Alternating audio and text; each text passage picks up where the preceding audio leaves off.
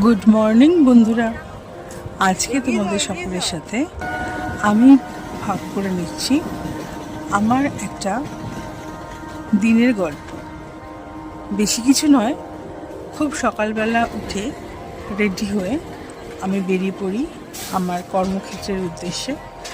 কর্মক্ষেত্রে যাওয়ার জন্য আমাকে যেতে হয় শিয়ালদা স্টেশন পেরিয়ে, তারপর হাওড়া স্টেশনে।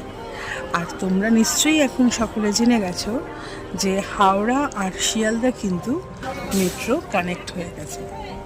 সেই রকমই আমি শিয়ালদাতে ইএমইউ ট্রেন ধরে আগে নেমে পড়ি শিয়ালদা স্টেশনে, তারপরে মেট্রোতে করে চলে যাই এসপ্ল্যানেড মহাকারণ পেরিয়ে হাওড়া স্টেশনে।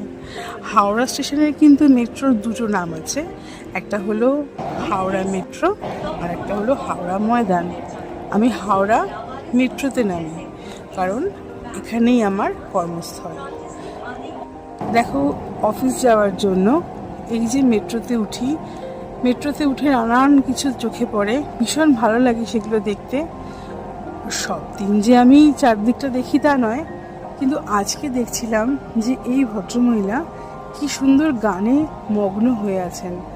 দেখতে ভীষণ ভালো লাগছে যে নিজের ছন্দে উনি চলেছেন গান শুনতে শুনতে। তো নিশ্চয়ই ওনার দিনটা খুব শুভ হবে। এরপরে আমি কিন্তু হাওড়া মেট্রোতে নেমে একটুখানি চা খেয়ে নিলাম আর সঙ্গে বিস্কুট। চা না খেলে কিন্তু সকালে দিনটা ঠিকভাবে শুরু হয় না, ঠিক এনার্জি পাই না আমি। তো সেই কারণে চা খেয়ে নেওয়া। আর এই চায়ের দোকানটা কিন্তু মেট্রো স্টেশনের একেবারে সংলগ্ন। আমি অফিসে পৌঁছে গেছি, এবার একদম জম্পেশ করে কাজ করতে হবে, খুব মন দিয়ে কাজ করতে হবে।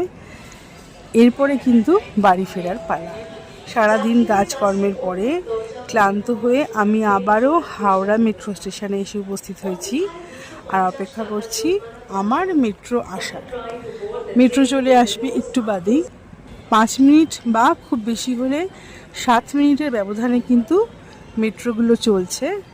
ভিড় মোটামুটি খুব বেশি যে হচ্ছে তা নয়, তবে কিন্তু ভিড় হচ্ছে, খুব হালকাও নয়। এই হচ্ছে হাওড়া মেট্রো। দেখো, খুব সুন্দর করে সাইনবোর্ডগুলো লাগানো থাকে, দেখতে কিন্তু বেশ সুন্দর লাগে। এরপরেই আমার ট্রেন চলে আসবে, তো তার জন্য আমি একদম রেডি। আর এখানে কিন্তু দুটো দরজা আছে, একটা হচ্ছে মেট্রোর দরজা আর একটা হলো